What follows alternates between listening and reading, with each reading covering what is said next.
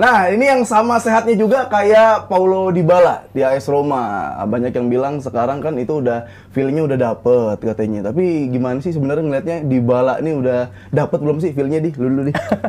Ya, 1-2 game main bagus, lalu seolah-olah semuanya ya Jose Mourinho touch is back gitu kan. Back lah, udah puncak klasmen.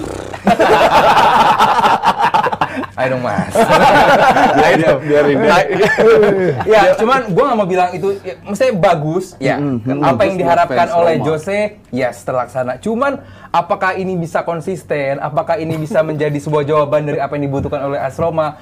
Masih banyak variabelnya harus dijawab oleh AS Roma tersendiri. Apakah posisinya Dybala itu idealnya di sebelah situ kan belum tentu juga, dia kan nomor 10. Nah, jadi masih banyak juga yang harus diperbaiki juga oleh Jose Mourinho. Jadi permainan AS Roma semalam juga bukan yang luar biasa bagus. Ah, ini terjawab bukan menguasai jalannya laga. Ya kan? Lawannya ini baru naik lawannya ini. 4 kali main, 4 kali kalah. 3 kali sebelum lawan ini. Iya, sebelum lawan 3 kali dan rank sebelum lawan ini 19. Kemarin 20, satunya lawannya Cremonese ketemu Inter yang kalah juga. Jadi kalau lu lihat, gue rasa sama sekali nggak bisa jadi parameter kalau lu hanya ambil match ini ya. Ya walaupun oke lah. Ini untuk mengangkat percaya diri lah. Iya bagus, benar setuju gue. Tapi kalau lihat lawan Juve, nggak kelihatan itu Dybala. Tapi ya kan. Kalau itu satu match sebelumnya loh, nggak kelihatan. Tapi di kandang Juve kan. Nah, beda. Itu plus point juga buat mereka bisa dapat. Ya paling nggak ya ini yang disenengin sama fans Roma. Ya kan Mourinho datang untuk meladeni fans Roma dong. Maksudnya gimana caranya tim ini bisa menang. Ketika lawan tim yang dia harus menang, ya dia menang. Salah satunya tim promosi Monza. Tadi kalau Monza juga harus menang, Inter menang. Itu kan tim-tim yang promosi memang takdirnya dalam tanda kutip harus dikalahin ya mereka bisa ngalahin. Terus kan di beberapa pertandingan rotasi coba dilakukan oleh Mourinho. Di sini juga beberapa dimainin juga. Di belakang Smalling nggak dimainin. Terus Spinazzola juga nggak dimainin. Terus Dybala kembali jadi starter di depan. Di 4 pertandingan Dybala 4 kali ditarik keluar. Jadi kan Mourinho tahu banget nih gimana cara untuk bisa memaksimalkan Dybala. Selama di Juventus di 2 musim sebelumnya dia mengalami absen itu sekitar 124 hari atau 130 hari gitu. Kalau jumlah pertandingannya 21 pertandingan dia nggak bisa bermain. Musim kemarin 90 hari dia absen di Juventus, dia nggak main di 16 pertandingan. Artinya kan cukup sering ini pemain dalam beberapa rentan yang panjang mengalami cedera. Memang 2 minggu, seminggu, 3 minggu, nggak berurutan gitu. Cuman sering mengalami cedera karena muscle fatigue.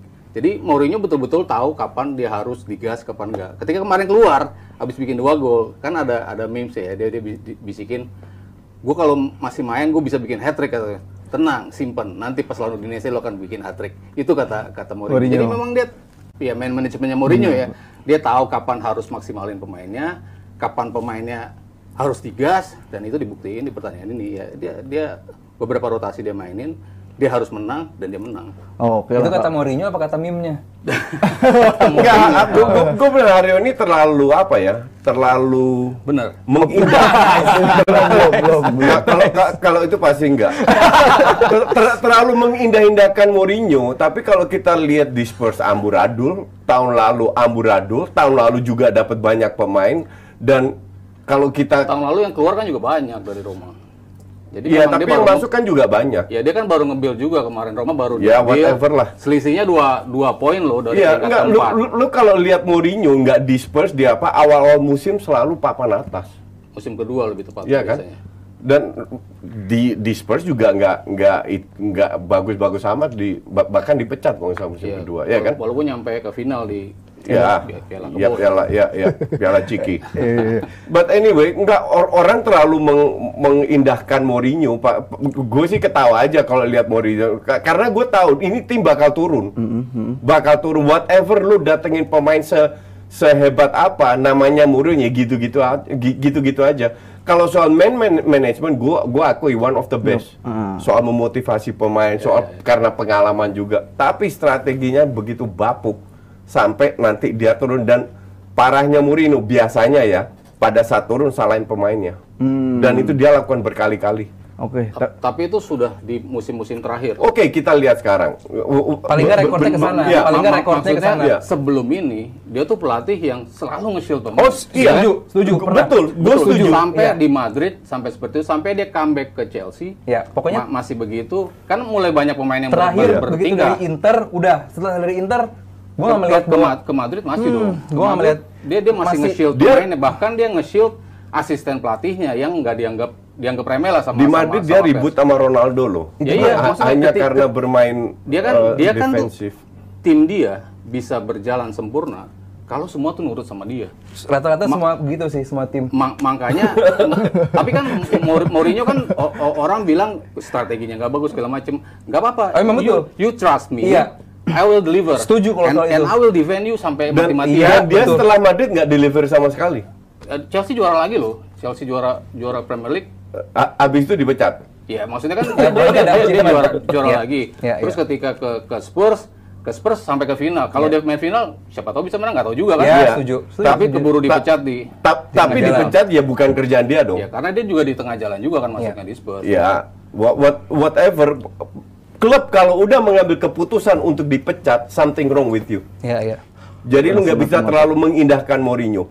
Bahwa sekarang tahun lalu juga gitu kok, awal-awal juga bagus Roma. Habis itu jeblok juga. Sekarang dikasih segerombolan pemain, ya kita lihat. Tapi karena kalau sebagian bilang besar kekalahan kemarin di musim kemarin yang bikin dia ke peringkat ke-6, ya semuanya sih calculated loss karena lawan Inter 2 kali kalah, lawan Milan 2 kali kalah, lawan Juve 2 kali kalah. Udah, itu aja. Tapi sisanya dia bisa memenangi pertandingan. Kalah sama Roma, kalah sama Lazio sekali tapi dibalas lagi. Ya, itu matematika kan. Nah, sekarang mungkin dia bisa ngelawan Juve dan lain-lain. Bisa juga kehilangan poin lawan tuh. Jadi nggak bisa diprediksi. Karena sebagian besar pemain yang dia beli itu juga yang dicadangin. Ngerti nggak? Bukan semua pemain inti. Jadi kalau dibilang apakah akan banyak perubahan, Wijnaldum cedera, Zaniolo cedera. Kalau Zaniolo nggak cedera, kan dia tetap main. Iya. Sampingnya di bola pasti Zaniolo biasanya. Jadi semua yang dia beli itu setengahnya itu cadangan. Ya, oke lah.